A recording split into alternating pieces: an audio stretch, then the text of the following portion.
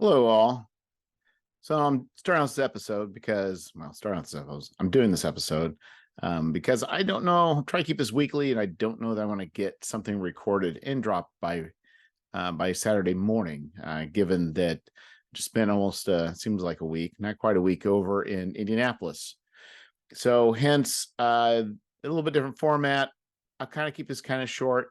I'm going to offer this a clickbaity title. You know, is Gen Con 2023 worth it? Or is going to Gen Con worth it? Really don't know what the title is right now. So I'm a bit rambly. So I thought what I'll do is I will do a synopsis of me who went to Gen Con this year. It's first time in like maybe 12 years, 13 years, 10 years, something like that. And the question, I know a lot of people have the FOMO. Some people have opposite FOMO. they have they don't want anything to do with it. So but this is my thoughts as somebody who has attended for the first time in quite a long time.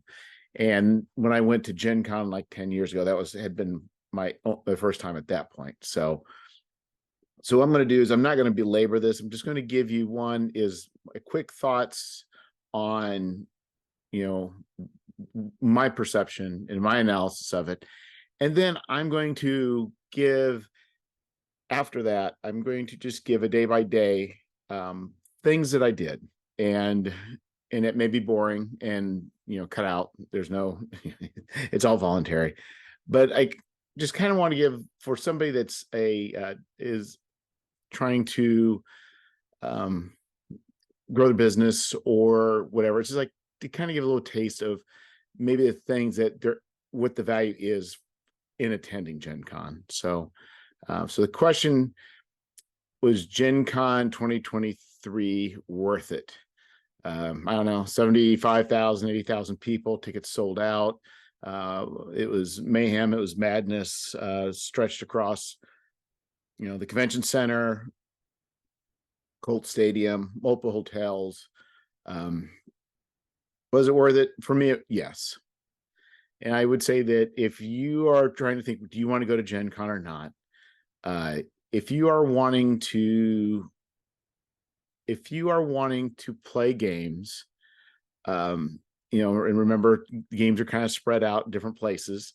I did not look at all the games that are offered, but if you want to play games, you can play games. So there is no shortage of games to play. Plenty of RPGs.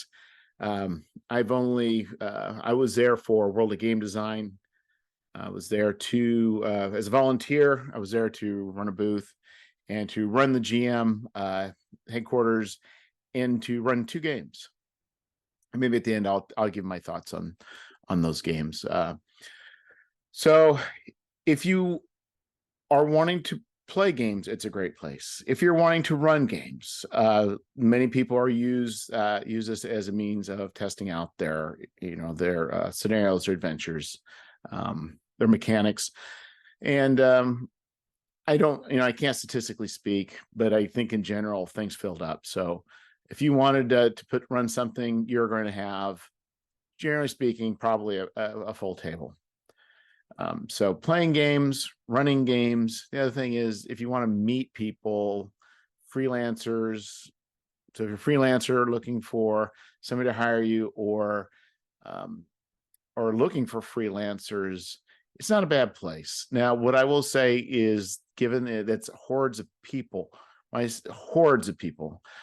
your ability to go to Chaosium and pitch yourself to them, that's not going to happen there. It's just way too many people. If you didn't want to drop off a card, that's fine. But what I did find is that a lot of happenstantial and there's a term I heard called collisions. So the idea is, if you are static, the people you collide with in a social network or social what's what I'm looking for? Environment. It's going to be very few. And it's usually the collision of just people that you normally meet. But when you start going into areas where you have, thousands of people, then tens of thousands of people, there's more opportunities for beneficial collisions. I would say some that have proven quite serendipitous. I mean,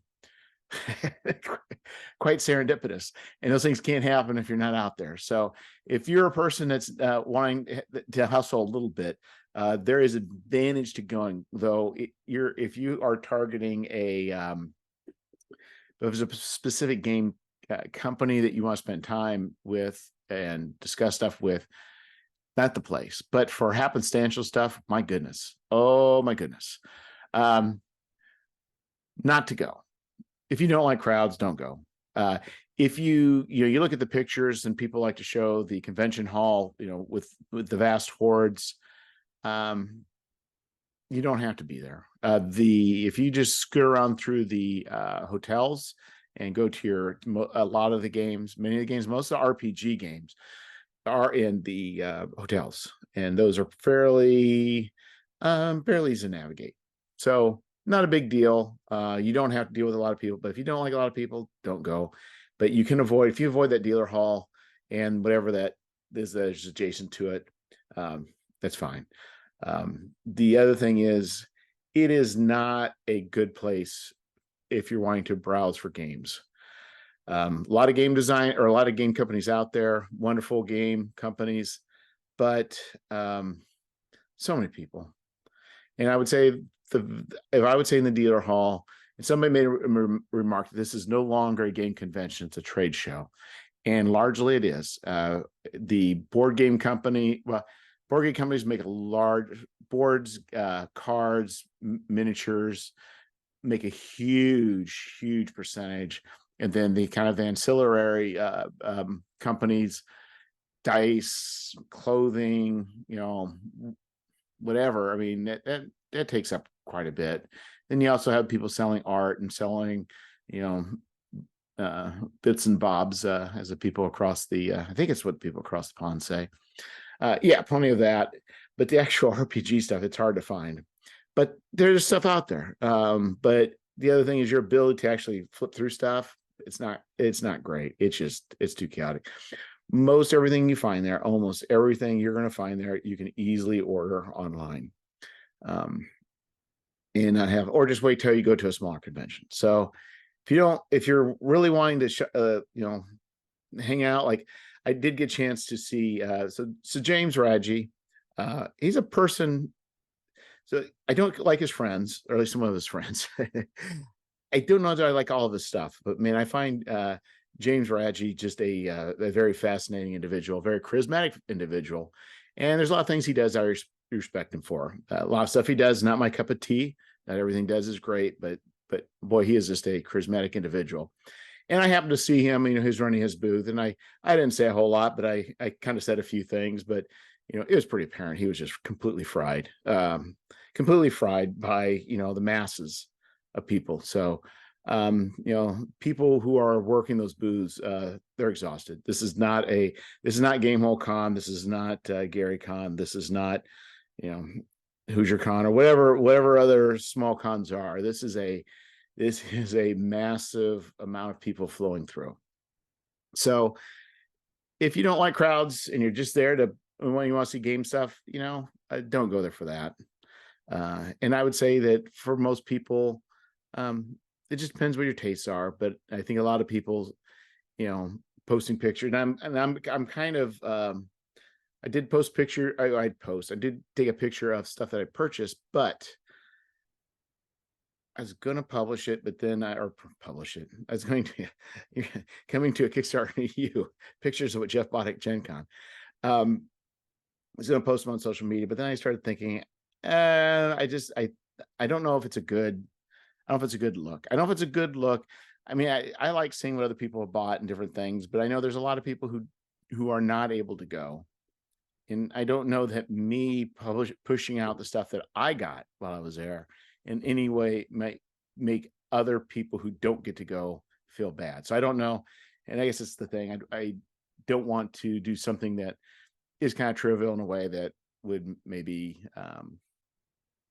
cause other people to feed the FOMO even more. Because really, that's why I don't want. And people have to take stock of their finances. It's not terribly expensive.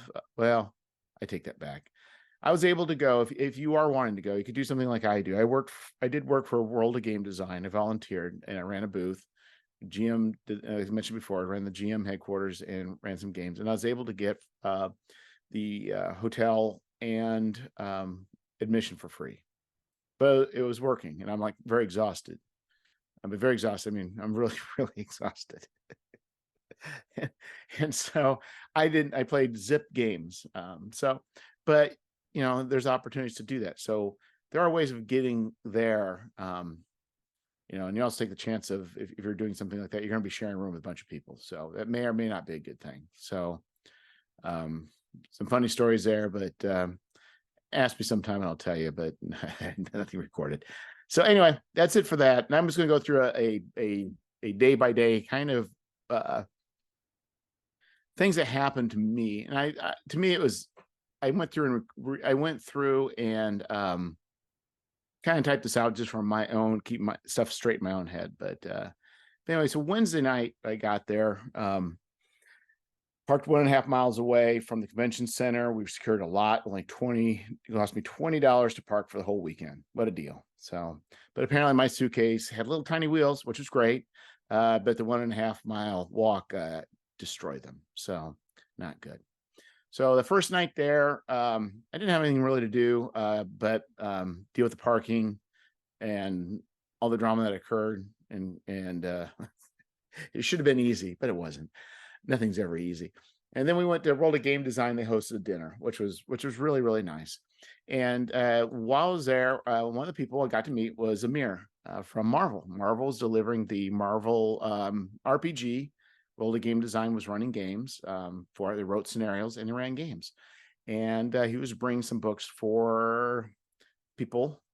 And I think I'm not sure why there's multiple shipments. It doesn't matter. But anyway, quite a nice fellow. Talking to him, it said, Amir, I think you're the person that I emailed, and I was trying to get an interview with Matt Forbeck. This was like a year ago. And I said, I tried to get an interview with him. He said he cannot speak unless it goes through Marvel and they get the approval. And so I did. And I got a really nice email. And he said, no, because that wasn't him. That was his boss. And I said, oh, that makes sense. So I still never got the interview with Matt Forbeck. I'm sure on the list somewhere. Matt, I'm less interested in the Marvel RPG than I more in just talk with Matt Forbeck, because he's a very interesting fellow. So anyway, got to meet Amir from Marvel, came down here, and some inside stories, weird stuff was going on, kind of funny. But anyway, it all worked out. I got to hang out with Lou from This Old Dungeon and the Derelict. He makes products called the Derelict Club and runs DCC Kickstarter or MCC Kickstarters. And I got to meet some Wogdy people, really nice. Also a guy from World of Game Design, the head cheese. I talked to him a little bit about potential work, and I got to room with Joe and Andrew from Ghostfire Games. So I guess I'm out of the loop. That is my life, my life story. I do not know about a lot of commercial, like in the real world, the non-geek world. Like I have no idea about commercials or certain musical groups or certain things like that. My world runs differently than most other people's. So, but these are two people who are running games for Ghostfire Games, who apparently, I guess, do very well producing 5th edition adventures. And they came in from Canada, and they were absolutely delight. Got to meet make some new friends, which is kind of nice, because I think it's easy, especially as we get older, especially as I get older, to it's good to have opportunities that cause me to interact with more people. And you really can't have too many friends, even if they are just social acquaintances that you meet a few times a year. It's still a good thing to be part of people's lives and make connections. So Thursday, ran the GM headquarters, started at 9, got to run an OSE game, Mayan Epics. It was kind of interesting that I'll give my thoughts on the end. And then while I was there, I got to meet Embry. I can never say his name right.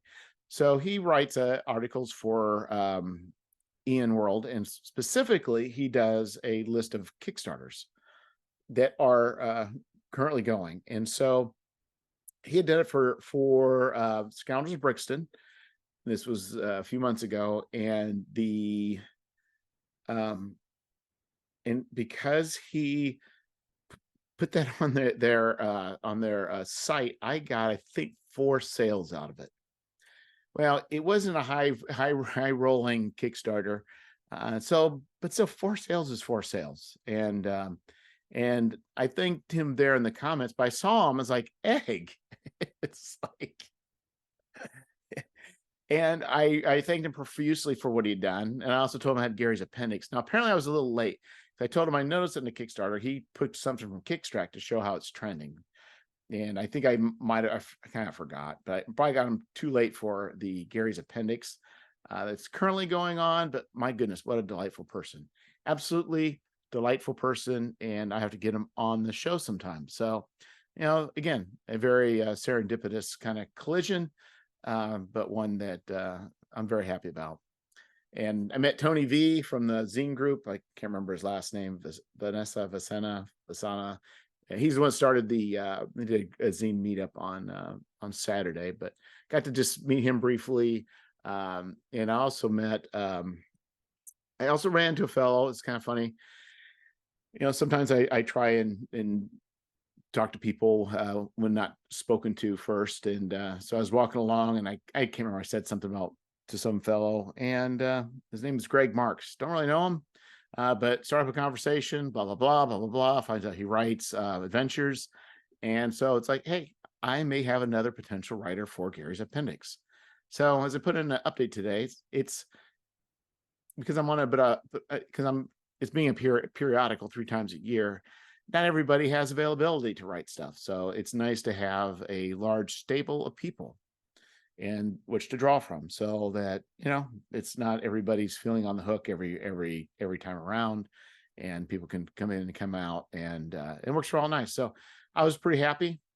And then that night I met with Luau Lu for dinner. We went to, it was late. He was working for the Goodman Games, and he loves energized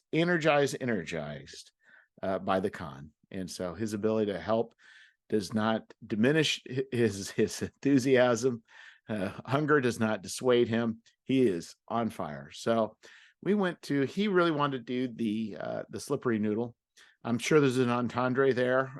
Maybe there is, maybe there isn't. I'm not going to say, but I'll leave that to you to reach your own decisions. But it was a live music venue. So I had dinner with Lou, and man, the gal that was singing, there's a gal named Beth Hart, who's absolutely phenomenal blues singer, and boy, her voice was pretty close to Beth Hart, which says a lot. So anyhow, look at Beth Hart, and if you're so interested in finding new music, and they, was it Tedeschi Tusk or a Trucks band, Susan Tedeschi, I can't pronounce her name, but songs from it was eclectic. Well, I'll say eclectic. It was a lot of the songs I really enjoy that also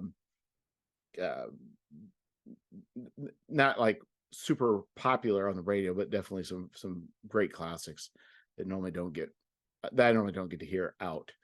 So I was very excited about that. And Friday, I ran a convention booth. That's not really fun. But I saw Aardwolf. But the problem was I saw Aardwolf. When I say saw Aardwolf, I saw him with a shirt that said Aardwolf, but he was wearing a beard. So I couldn't tell if it was Aardwolf or not Aardwolf. And Aardwolf has a name. I don't know what his name is. It's not secret, but I couldn't remember. He walked by, the face wasn't ringing a bell, and then he walked away. And I should have just suffered embarrassment and just said, "Hey, are you Aardwolf?" And he said, "Yeah." So yeah, I'm Jeff. That's what I should have done, but I didn't. Failed opportunity. I feel bad. So anywho, but I saw a fellow come into the booth. We chatted a little bit, walked away, and later on he came back and it was chatting. And I looked, I said, like, "Bryce?" And then he didn't move. I said, "Bryce Lynch," and he stopped and turned around. So Bryce Lynch from the 10-foot pole. was there. So we had a really brief, good discussion. The booth was actually pretty packed and pretty small. But we had a quick discussion. What a lovely fellow. Even though his reviews can be pretty scathing in person, he is absolutely a delightful person. And maybe one day I'll have an adventure that he can review. I told him I was safe so far, so he didn't end up buying Gary's appendix. I told him I was safe so far, but maybe one day there'd be an adventure for him to analyze. So anyway, wonderful person. Then I also met Daniel Fox from Zweinhander. Zweinhander. What a wonderful person. I did just afterwards. I looked and saw he did create a little bit of hubbub on the Twitters from some comments he made, but you know, I think people were taking what he's saying out of context. But regardless, in person, absolutely a genuinely effusive, friendly person who I saw him. I don't know, just a very genuinely nice person. And so he had backed apparently Scoundrels, and he, at least the first iteration, and just shown him my stuff and painted the Fly God, and we talked about thoughts, and we talked about body horror and all sorts of groovy things there for a short time there. So I'm gonna have him on the podcast. But yeah, Daniel Fox, amazing. And then I was supposed to meet up with Lou Alou and Trevor Stamper, and it fell through. It fell through. It fell through. And so I was Steve Martin and the Lonely Guy. So, but all was well. Two things happened. There was a gal I ended up talking to at the food truck, and she's talking about a family in India who she's running games for a company that runs games for other companies, and they had actually shipped product for them to run. And these people from India are designing games, sending it here, and then they're running games. Apparently, it was very successful. And so, of course, I was wanting to ask 1,000 questions. Like, do they ship them by plane or by boat? And are they aiming at just a U.S. audience? Are they aiming at also India? I was going to start asking all these questions, but then I realized, she's just a volunteer. So, alas, my thirst for understanding this very unique situation, which I was very excited to hear. But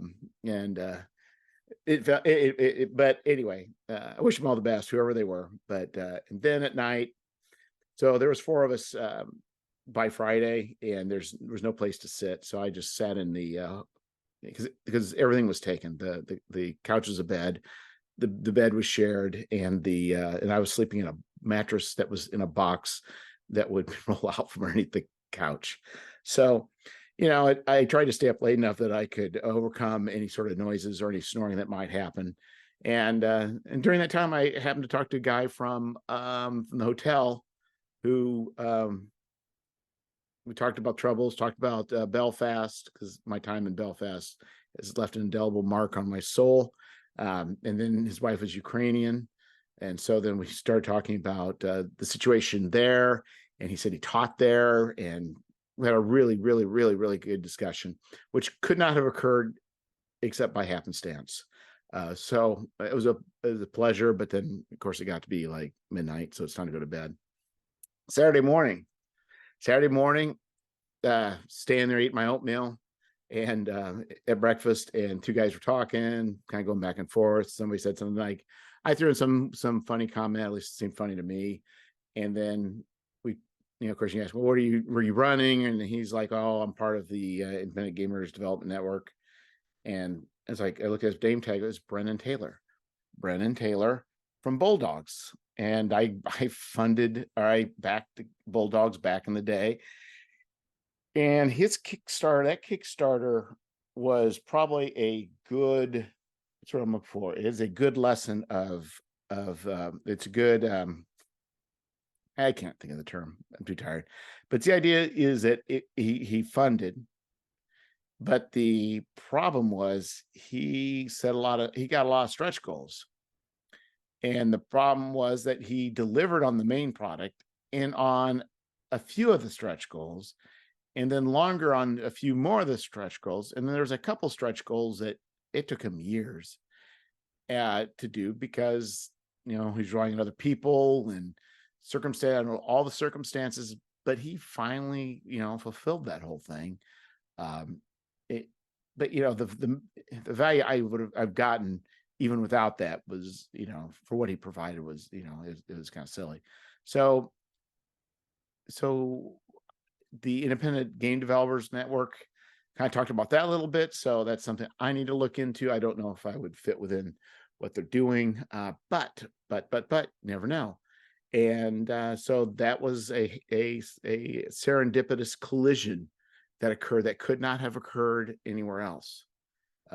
So that helps make it worth it. Same thing. I was running. Then I was ran the GM headquarters. Then I ran another Old School Essentials venture, the same one again. And then I had a break and I ran because I had to pick up a few things and really wasn't planning on buying anything at the dealer's hall, but unfortunately, or fortunately, I did. And along the way, I saw an artist and her stuff was absolutely amazing. Talked to her for a few minutes and was able to, who knows, I wasn't able to talk rates, but but maybe I'll be using her for some covers in the future.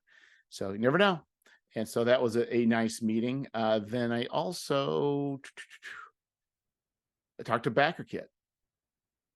And so BackerKit was there. So I asked them some questions about what they're doing. They're also doing the crowdfunding portion as well, as many of you know. If you look at what Monte Cook Games is doing, they're using BackerKit as well. So several others. They're just going. I think there's some advantages to it, and I think I think it could shave off 2 weeks from or more from fulfillment.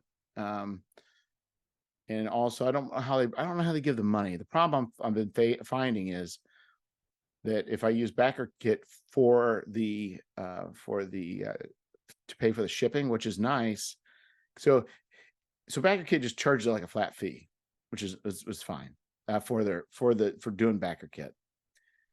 If you're going through Kickstarter, they charge, basically comes out to 10% between them and Amazon and whoever else.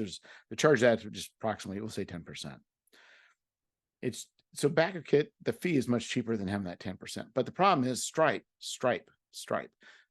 charges 50 cents plus like 3%.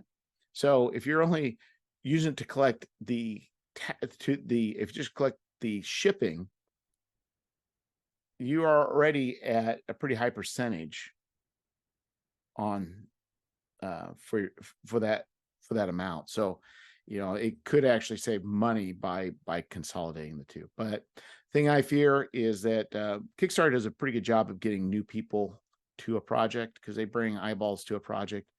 Don't know that BackerKit is going to do that as well. They talked a good game. I don't know, but the problem is I'm facing is I want to do more Kickstarters next year. By more, I mean a lot more. I may run some limitations. Don't know if we'll see. And I think things with Kickstarter may be negotiable, but I may take Gary's appendix and move it to just BackerKit because there's already a pretty established audience. We'll see. So where we're at. Yeah, I also made another. The other thing is there was a zine meetup.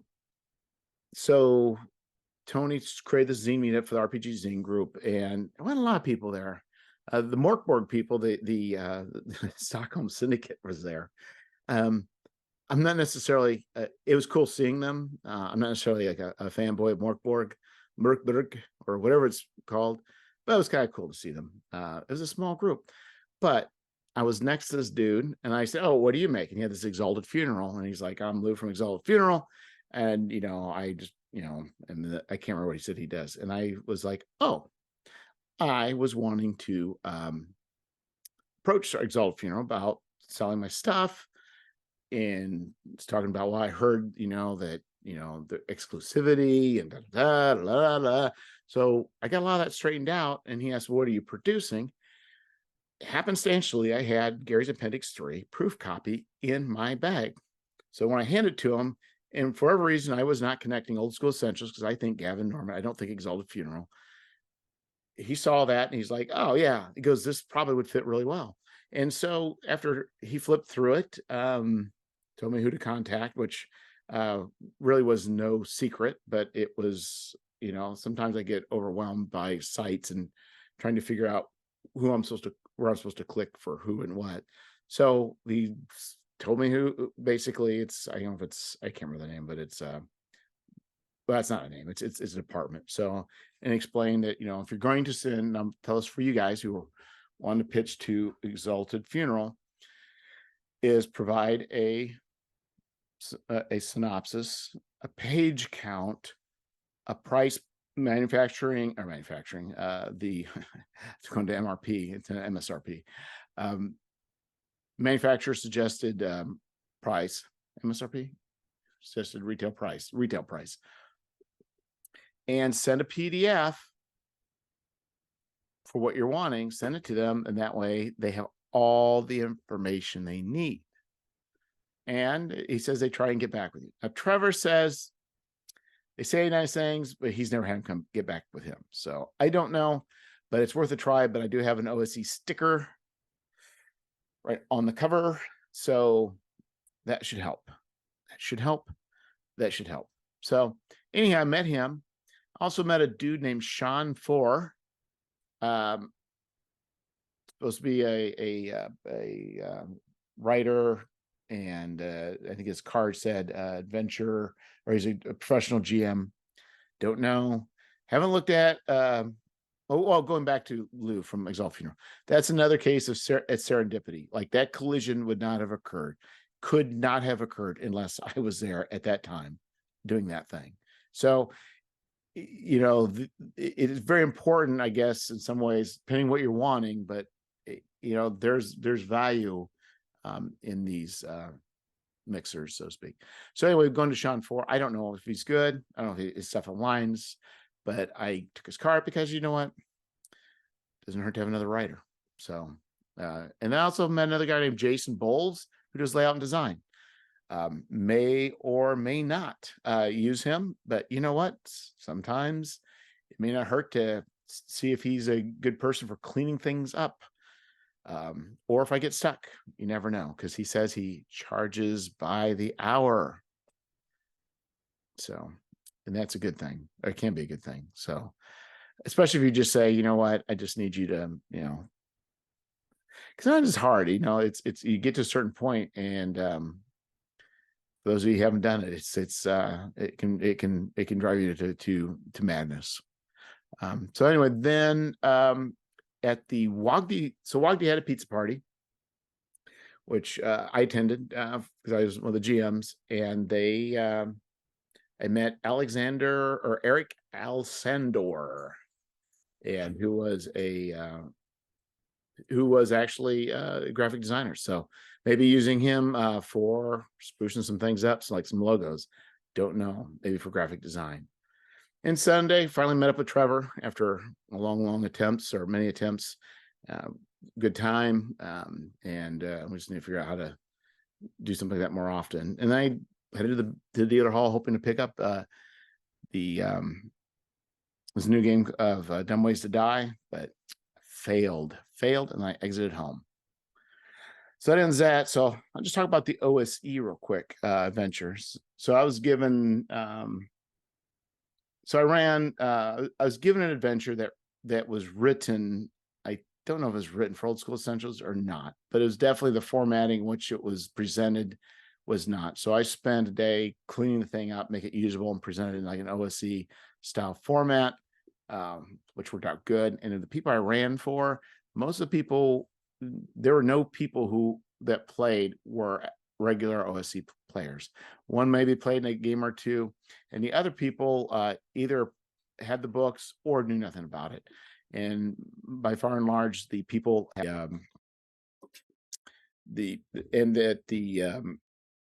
so they were kind of shocked about the quickness of the rules. So I tend to combat was quick, obviously. I tend to be a for GMing.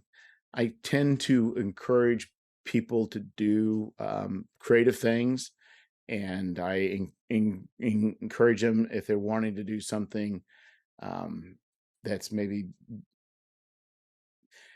gives them extraordinary ability, but then I always present a risk. That's always something I enjoy doing. So one of the things was there's a fellow who is towards the end, there was a pit, there's these bad guys. He's like, you know what? I want to run up, shoulder this bad guy into the pit, and then I want to throw my javelin at this other fellow. I said, okay. Because one, I know that people don't hit very often in old school essentials. So even though he's third level, I knew that his chances of succeeding both were not that great. I said, but what you're going to do is if you succeed on the shoulder attack, because the guy was only first level that he was attacked, or as a one hit die creature. And I figured, you know what?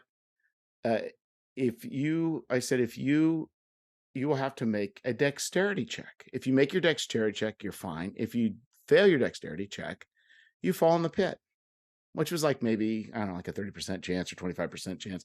Can't remember what he had. So he's like, sure. So he runs, knocks the guy in the pit, falls in the pit, and that's the end of his character. So I find great joy in allowing people the ability to do great things at a known risk, and they choose to do it. Another thing that was kind of weird about whoever made these game sheets, they put stuff on the character sheets, put stuff down that just made absolutely it. I don't know who wrote. I don't know who converted stuff over. I don't know if it was fifth edition. I don't know what weird stuff was on there because there's totem animals and things that just I couldn't find in the rules anything that would be comparable. And so one gal was asking about it. I was like, I'll tell you guys what. If you we're in a con, I said, if you got a totem animal and you want to do something that is representative of that totem one time a day that's special, we'll negotiate it and we'll do that. And said, okay. So hers was an eagle. I said, okay, what do you want to do? She says, I want to use my, eagle power to look around. Like, I said, okay. So you're able to soar around. And all that really did was gave her the ability, which everybody had, which was to walk around and check things out. So as a GM, she was able to do something cool. And that something cool actually had no impact on the game. And it was fun. And later on, they came across a bad person who was bathing in a pool, cleaning out his wounds. And the guy says, I want to use my iguana power to sneak and remove and to take the guy's clothing. Like, okay. And so we did. And so they had a lot of fun. And I think that's what's kind of to me is fun about old school essentials is my style may be different than yours, but it you can do things, especially since the characters don't have a lot of hit points, don't have a lot of power, but you can provide little things here and there. You can add little rules here and there in a way that doesn't break the game, intensifies the fun, and makes for very flexible. And everybody, both games were shocked at just how fast combat went. Shocked. They said one of the things was there's less decisions to make. Honestly, I'm not as much as I post stuff for old school essentials. I'm not necessarily an expert. I am not an expert at old school essentials. In fact, I don't really run that many games with it. So it was a little nerve wracking for me, but actually it went fine. Anyway, great time, great game, great people, and also the thing I thought was interesting is how easy it was to quote unquote convert. I know I hate to use that word because people weren't necessarily leaving fifth edition, but um, those people wanted to play old school essentials and they played old school essentials and they enjoyed it. So I think, I see, this is a good opportunity for, for companies or whatever. There are people who are hungry for that. And kind of people think that maybe that's not what the young kids want. And actually, most of the people I had were a bit older, probably in their 40s, maybe 30s, maybe in their 50s. But my goodness, it went over well. It went over well. The quickness of the combat, the flexibility, the ease. So all the things that they use to sell it, um, it did. So, and there may be. Let me talk about a few things. Um, I bought one was the Outcast Silver Raiders OSR. It's got to be the tightest variation of PX I have ever seen. I mean, I'm gonna have to get the people on there to talk about it. It is absolutely a phenomenal box set. It is phenomenal value, $100 with what I got. The They took a wizard and simplified it so there's no spell lists and makes it work in a sword and sorcery venue very well. Unbelievable, unbelievable, unbelievable how much they were able to excise and make characters work. They did a really cool thing with the skill system, and it's just amazing. So, anywho, I'll probably talk about that later. But anyway, that's it for now. I think I talked longer than I intended to. So, anyway, thank you, everyone. And I should have a regular show by next week. I hope something goes wrong.